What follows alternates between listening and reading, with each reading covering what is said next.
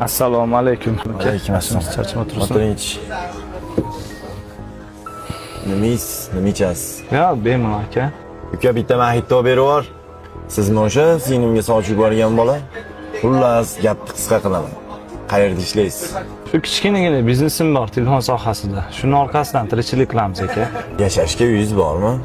Ha, bor aka. Bitta hovlida ota-onam bilan turaman. Bitta o'g'ilman aka. Mashinachi? Mashinam bor, Lacetti. Kunimga yarab turibdi.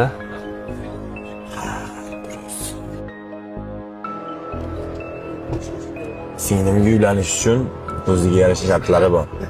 Shular bilan tanishtira qolay.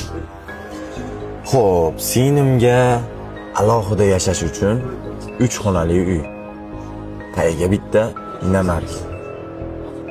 Ko'zidan bir tomchi yosh oqmasligi. Shu narsalar qo'lingizdan keladimi? Adashmasam, oldida ikkita o'g'li deylar, ha? Kvartirada turasizlar deb eshitganman. Ijarada. Tushunmadim.